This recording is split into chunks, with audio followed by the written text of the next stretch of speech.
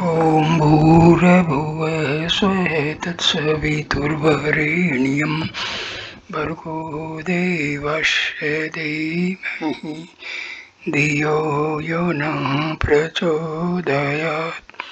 Om Shanti Shanti Shanti. Namaskar my dear friends. This is 8th video on talks with Swami Vivekananda. Swami Vivekananda was a direct disciple of Bhuvaneshwari Paramahansa Ramakrishna. I start period number 8 with talk number 25. Brahma and differentiation, personal realization of oneness, supreme bliss is the goal of all. Think always I am Brahma. Discrimination and renunciation are the means. Be fearless. So these are the topics to be covered in this video, and place of the talk is the Malur Mutt while under construction, year 1898. Disciple ask a question. Pray, Swami ji, if the one Brahma is the only reality, why then exist all this differentiation in the world? Swami Vivekananda replies, are you not considering this question from the point of view of phenomenal existence? Looking from the phenomenal side of existence, one can, through reasoning and discrimination, gradually arrive at the very root of unity.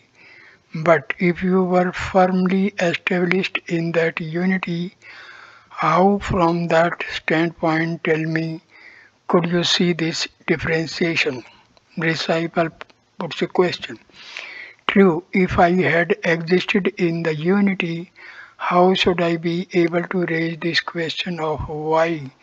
As I put this question, it is already taken for granted that I do so by seeing this diversity. Swamiji replies, very well, to inquire about the root of oneness through the diversity of phenomenal existence is named by the Shastras as Vyaktireki reasoning, or the process of arguing by the indirect method. That is, first taking for granted something that is non-existent or unreal as existing or real, and then showing through the course of reasoning that that is not a substance existing or real. You are talking of the process of arriving at the truth through assuming that which is not true as true, are you not? Disciple, to my mind the state of the existing or the seen seem to be self-evident and hence true, and that which is opposite to it seems on the other hand to be unreal. Swamiji, but the Vedas say one only without a second. And if in reality there is the one only that exists, the Dharma, then your differentiation is false. You believe in the Vedas, I suppose. Disciple, oh yes, for myself I hold the Vedas as the highest authority, but if in argument one does not accept them to be so, one must in that case have to be refuted by other means. Swamiji, that also can be done. Look here, a time comes when what you call differentiation vanishes and we cannot perceive it at all. I have experienced that state in my own life. Disciple, when have you done so? Swamiji, one day in the temple garden at Dakshineshwar City, Ramakrishna touched me over the heart, and first of all I began to see that the houses, rooms, doors, windows, verandas, the trees, the sun, the moon, all were flying off, shattering to pieces as it were reduced to atoms and molecules, and ultimately became merged in the Akasha. Gradually again, the Akasha also vanished, and after that, my consciousness of the ego with it. What happened next, I do not recollect. I was at first frightened, coming back, coming back from that state. Again, I began to see the houses,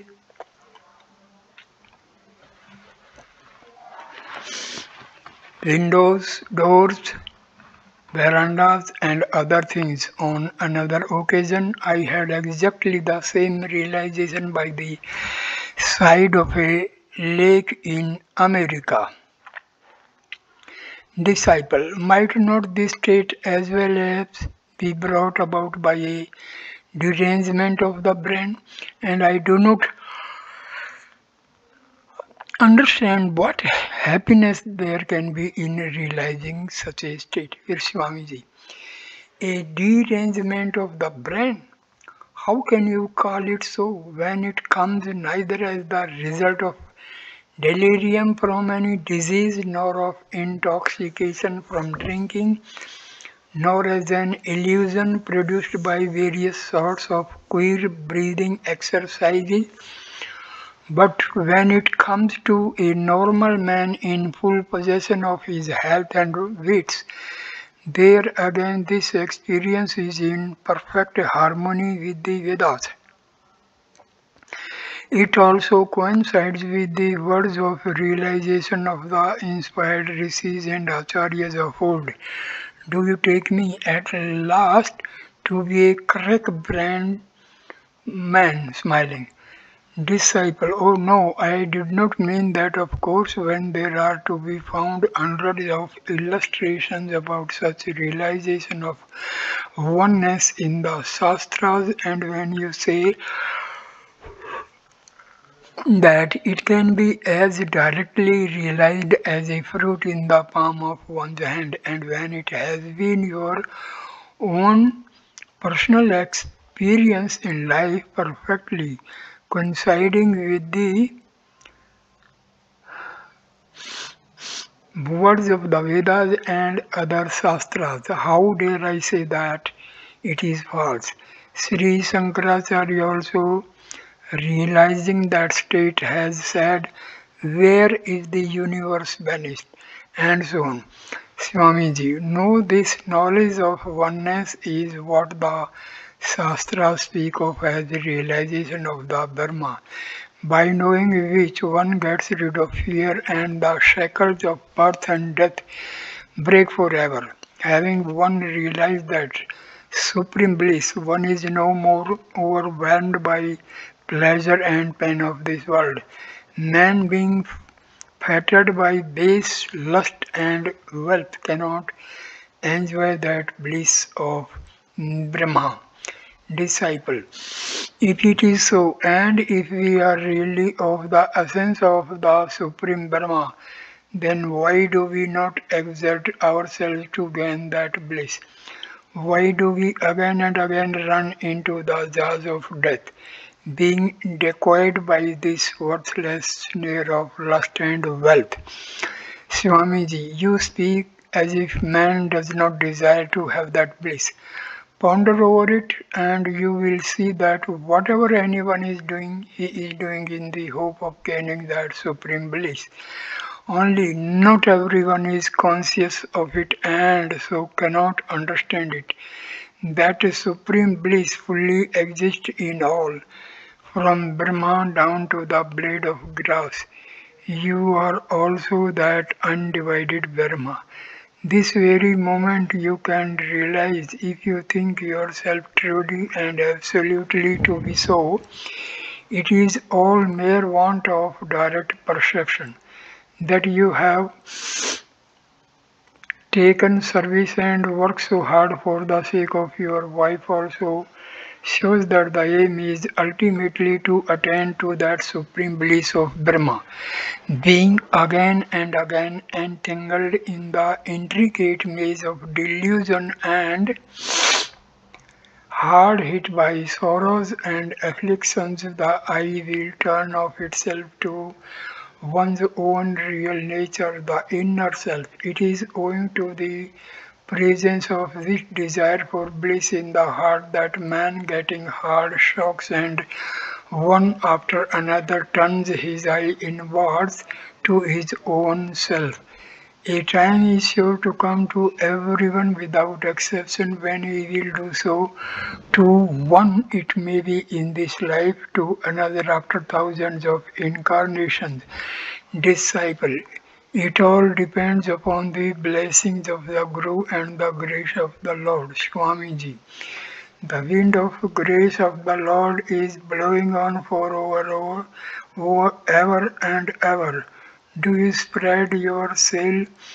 Whenever you do anything, do it with your whole heart concentrated on it. Think day and night, I am of the essence of the Supreme. Existence, knowledge, bliss, what fear and anxiety have I? This body, mind and intellect are all transient, and that which is beyond these is myself. Disciple. Thoughts like these come only for a while now and then, but quickly vanish, and I think all sorts of trash and nonsense. Swamiji, it happens like that in the initial stage, but gradually it is overcome. But from the beginning, intensity of desire in the mind is needed. Think always, I am ever pure, ever knowing, and ever free. How can I do anything evil? Can I ever be befooled like ordinary man with the insignificant charms of lust and wealth? Strengthen the mind with such thoughts. This will surely bring real goodness, real good. Disciple, once in a while strength of mind comes, but then again I think that if I would appear at the deputy magistrate's examination, wealth and name and fame would come and I should live well and happy. Swamiji, whenever such thoughts come in the mind, discriminate within yourself between the real and the unreal.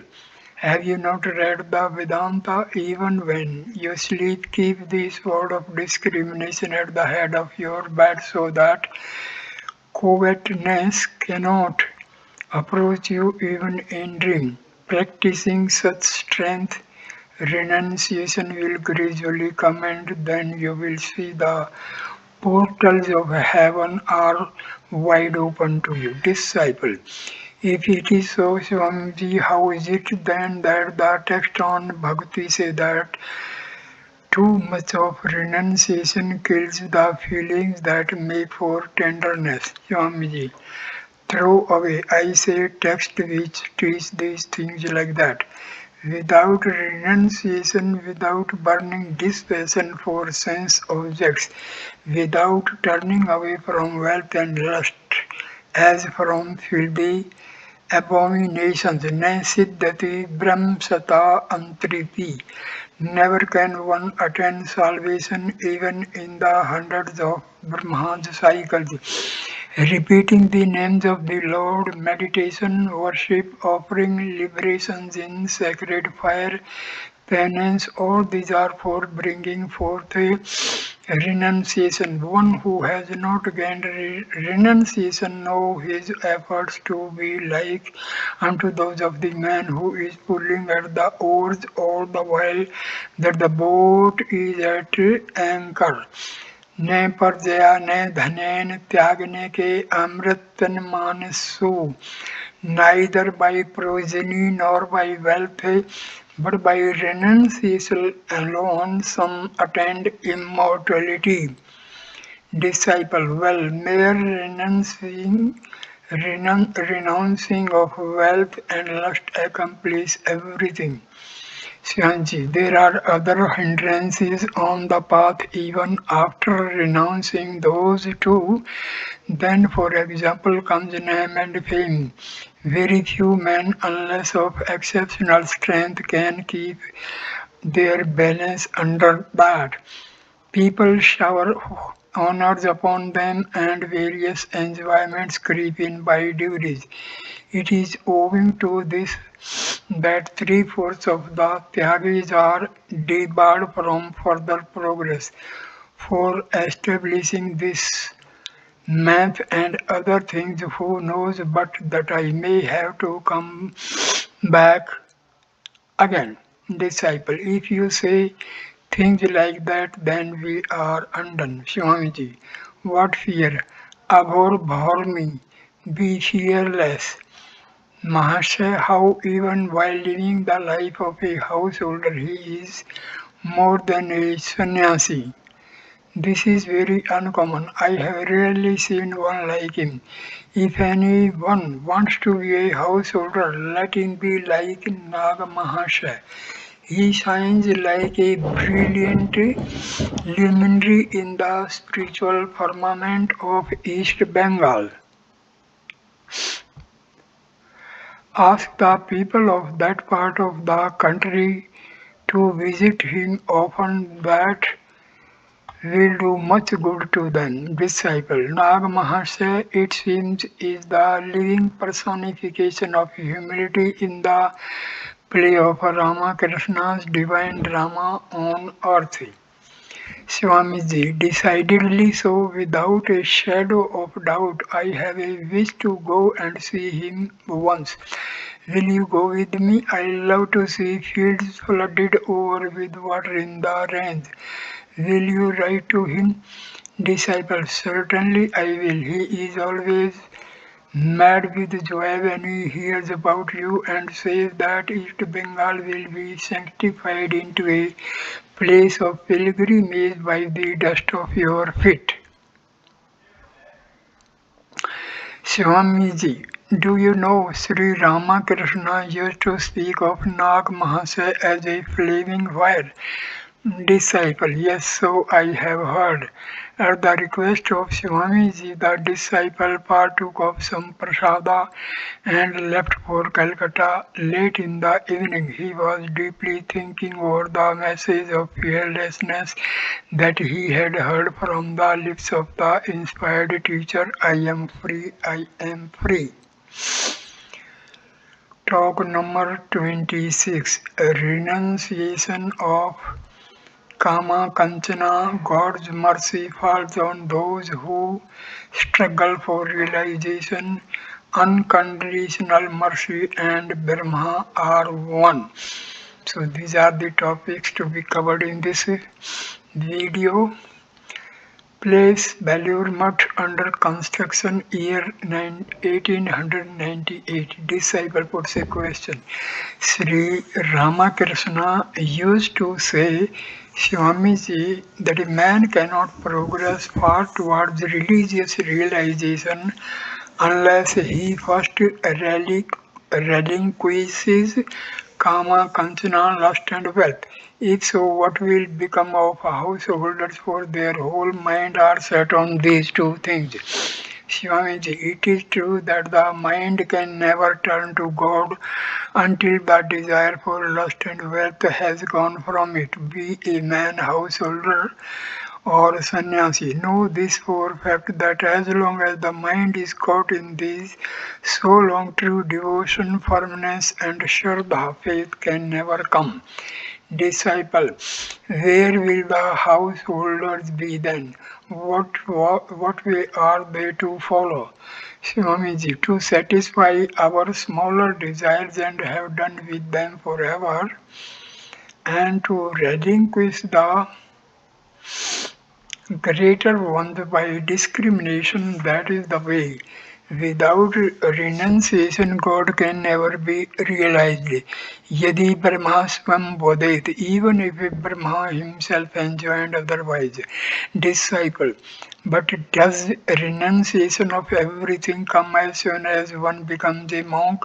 Swamiji, sannyasis are at least struggling to make themselves ready for renunciation, whereas householders are in this matter like boatmen who work at their oars while the boat lies at anchor. Is the desire for enjoyment ever appeased? Bhuye eva bhi vardhate. It increases ever and ever.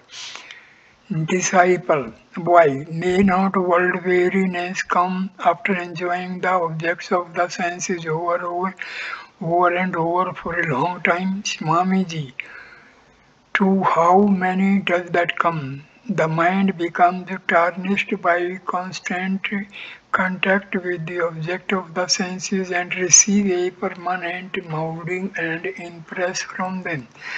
Renunciation and renunciation alone is the real secret, the Mula mantra of all realization.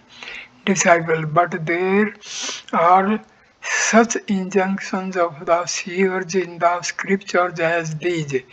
Grahesu panche indriya nigrahastva, to restrain the five senses while living with one's wife and children is tapas.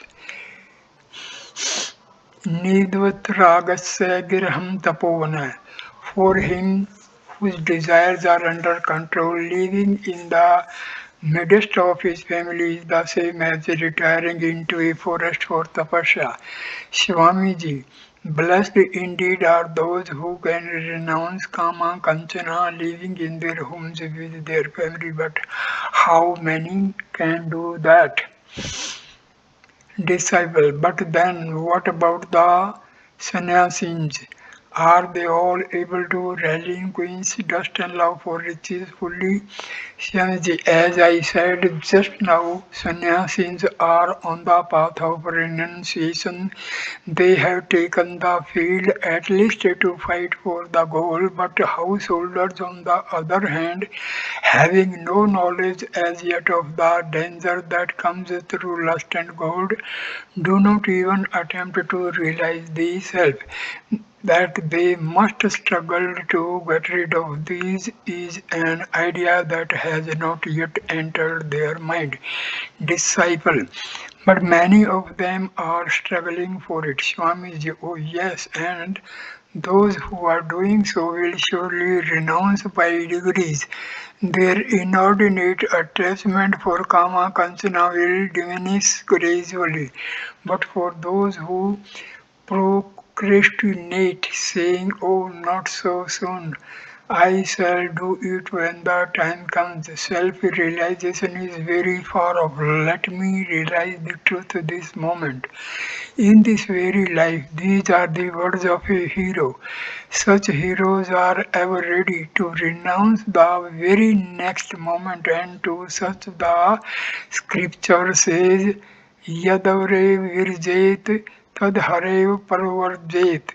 The moment you feel disgust for the vanities of the world, leave it all and take the life of a monk. Disciple, but was not Sri Ramakrishna once say all these attachments vanish through the grace of God when one prays to Him?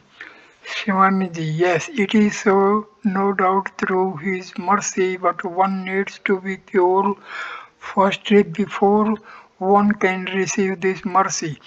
Pure in thought, word, and deed, then it is that His grace descends on one.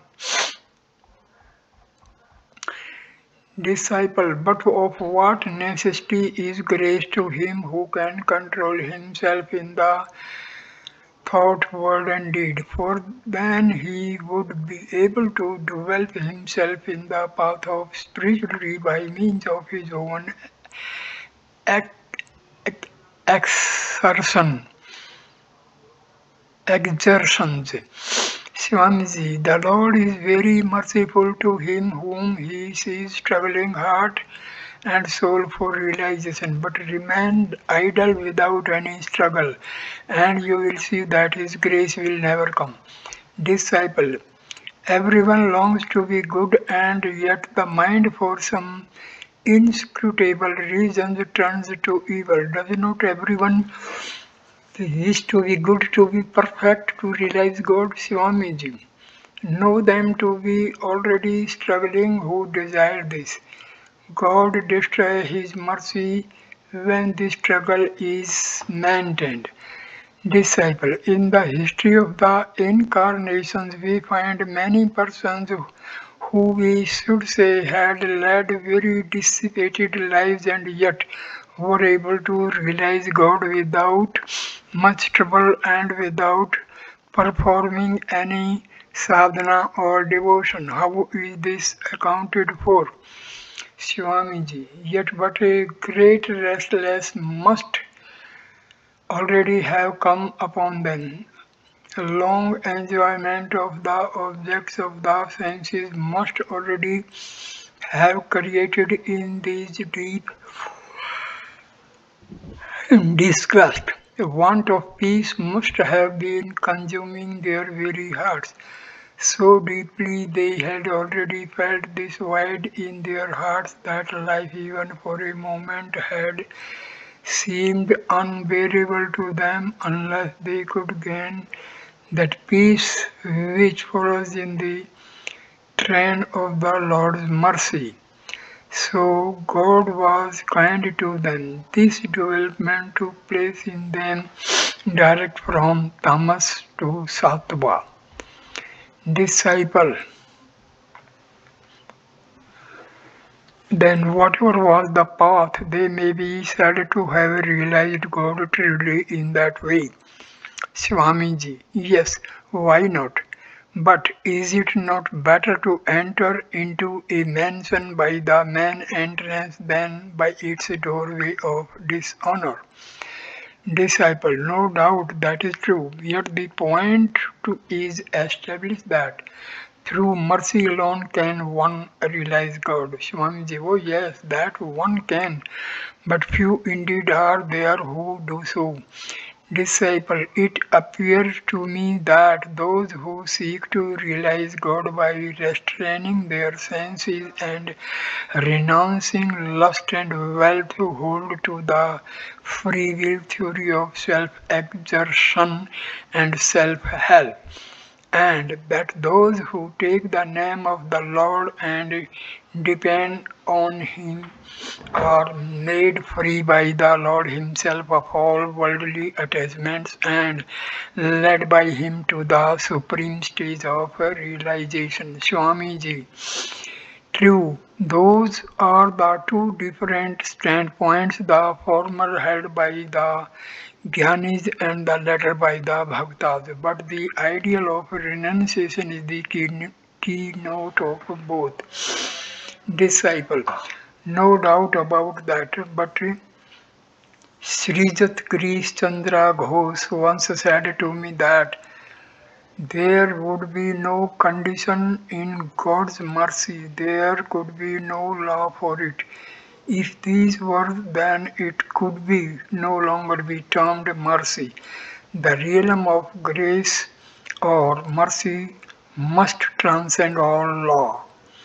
Swamiji, but there must be some higher law at work in the sphere alluded to be GC, of which we are ignorant. Those are words indeed for the last stage of development, which alone is beyond time, space, and causation.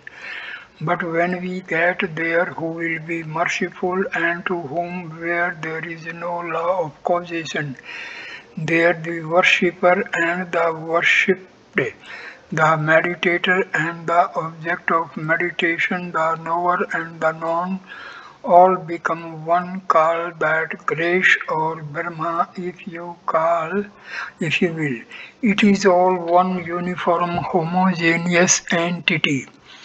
Disciple, Hearing these words from you, Swamiji, I have come to understand the essence of all philosophy and religion, Vedas and Vedanta. It seems as if I had hitherto been living in the midst of high sounding words without any meaning. Talk number 27. Topics to be covered: the doctrine of ahimsa and meat eating, the sattva, rajas, and tamas in man, discrimination of food and spirituality, ahara, the three defects in food, don't touch Dogmatism and caste prejudices, plan of restoring the old Chatur Varna and the laws of the rishis, place Belur Mutt under construction, year 1898. Disciple: Pray Swamiji, do tell me if there is any relation between the discrimination of food taken and the development of spirituality in man. Swamiji, yes, there is more or less. Disciple: Is it proper or necessary to take fish and meat? Swamiji, take them, my boy, and if there be any harm in doing so, I will take care of that. Look at the masses of our country. What what a look of sadness on their faces and want of courage and enthusiasm in their hearts, with large stomachs and no strength in their hands and feet. A set of cowards frightened at every trifle. Disciple: Does the taking of fish and meat give strength? Why do Buddhism and Vaishnavism preach ahimsa paramo dharma? Non-killing is the highest virtue, Swamiji. Buddhism and Vaishnavism are not two different things. During the decline of Buddhism in India, Hinduism took from her a few cardinal tenets of conduct and made them her own, and these have now come to be known as Vaishnavism. The Buddhist tenet, not killing is supreme virtue, is very good, but in trying to enforce it upon all by legislation without paying any heed to the capacities of the people at large, Buddhism has brought ruin upon India. I have come across many a religious heron in India who fed ants with sugar and at the same time would not hesitate to bring ruin on his own brother for the sake of filthy lucre. Disciple: But in the Vedas as well as in the laws of Manu there are injunctions to take fish and meat. Swamiji, injunctions to abstain from killing as well as for the Vedas enjoy ma hinsyat sarvabhutani, cause no injury to any being, and Manu, meaning religious hypocrite. The heroine, so the story goes, gave it out to the fishes that he had forsaken his old habit of catching fish and turned highly religious. So he took his stand by the brink of the water and feigned to the meditating, while in reality he was always watching his opportunity to catch the unwary fish. Also have said, Nivartiste Mahaphala, cessation of desire brings great results. Killing and non-killing have both been enjoined according to the individual capacity or fitness and adaptability of those who will observe the one practice or the other. Disciple: It is the fashion here nowadays give up fish and meat as soon as one takes to religion. And to many it is more sinful not to do so than to commit great sins as adultery. How do you think such notions came into existence? Swamiji, what is the use of your knowing how they came? When you see clearly, do you note that such notions are working ruin to the country and our society? Just see the people of East Bengal eat much fish, meat and turtle, and they are much healthier than those of this part of Bengal. Even the rich men of East Bengal have not yet taken to luchis or chapatis at night, and they do not suffer from acidity and dyspepsia like us. I have heard that in the villages of East Bengal, the people have not the slightest idea of what dyspepsia means. Disciple, quite so, Swamiji, we never complain of dyspepsia in our part of the country.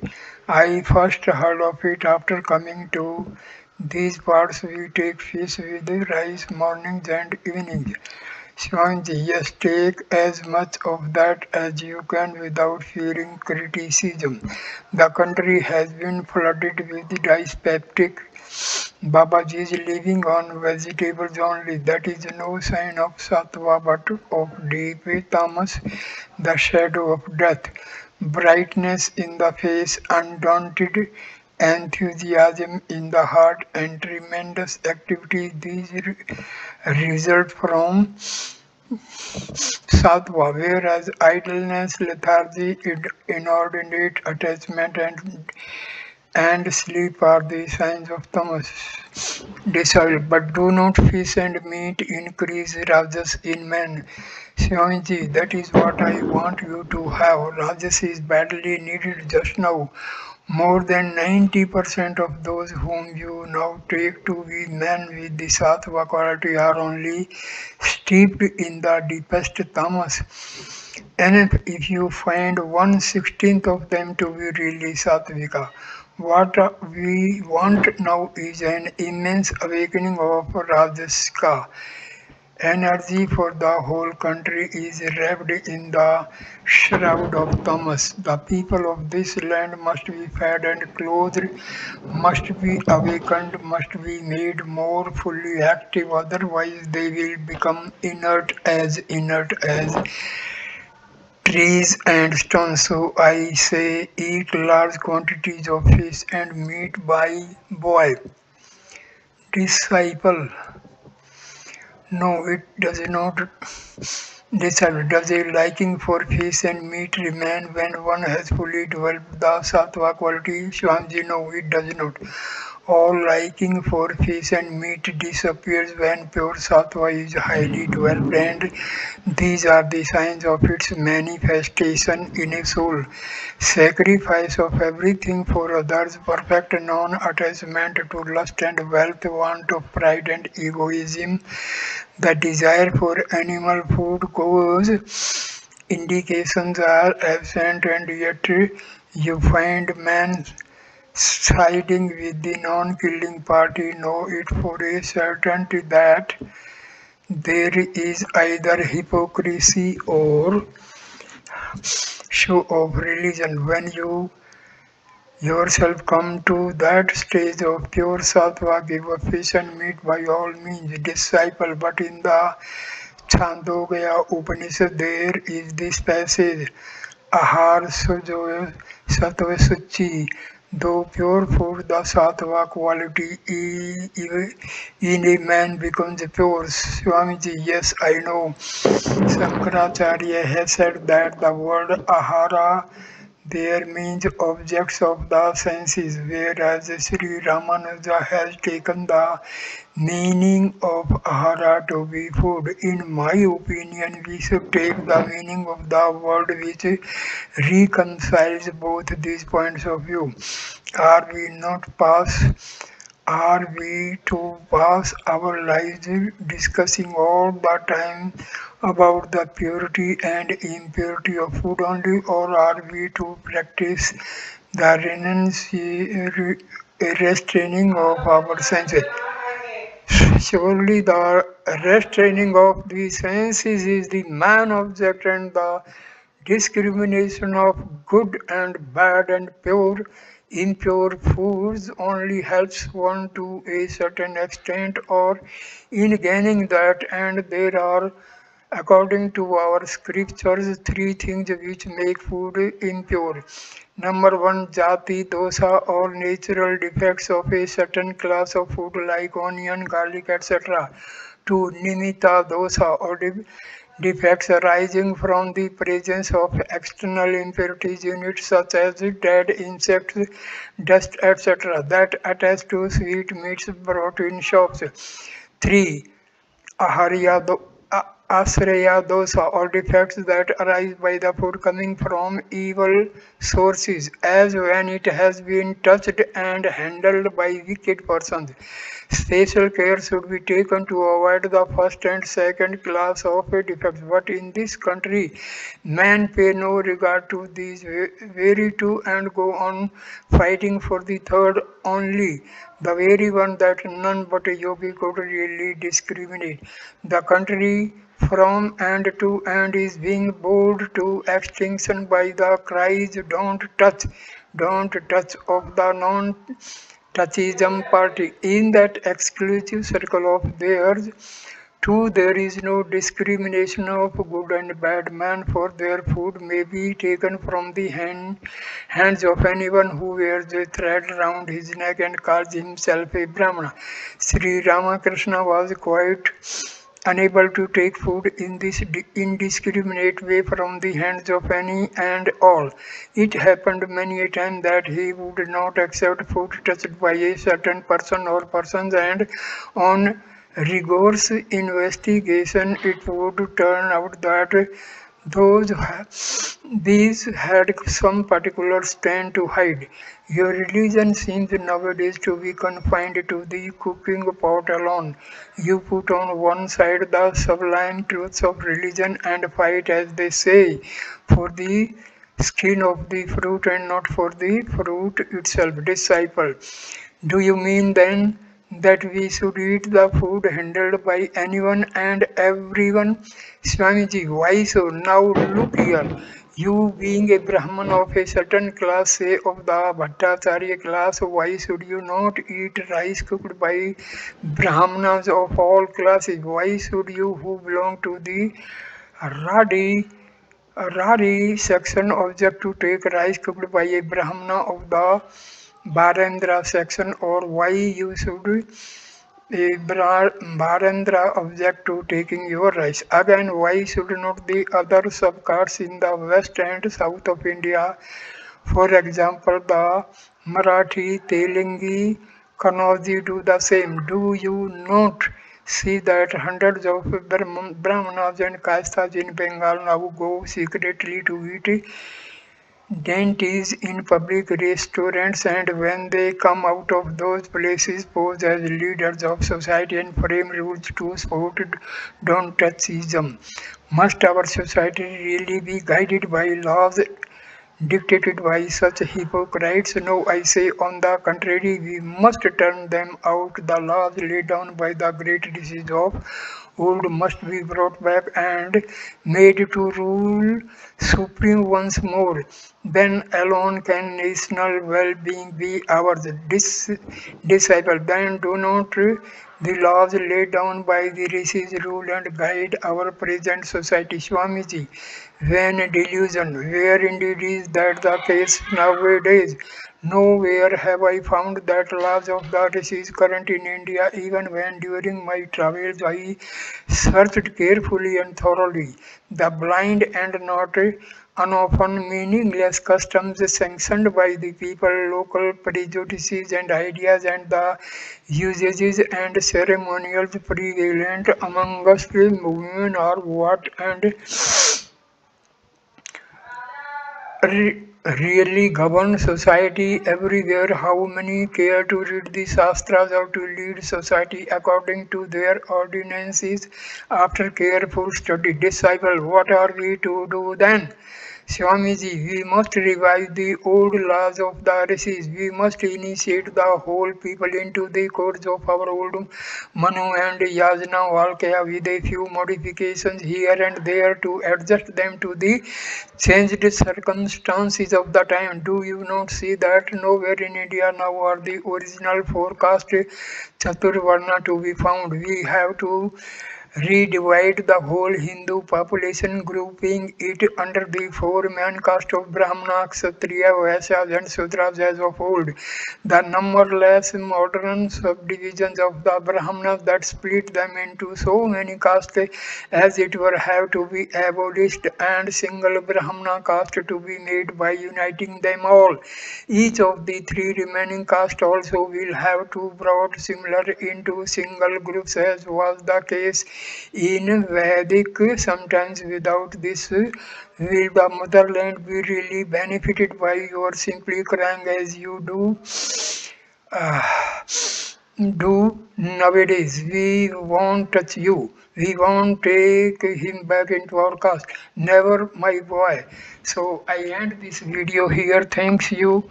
Thank you for watching this video. Please like, comment and share the video and subscribe the channel. Thanks a lot. Namaskar, my dear friends.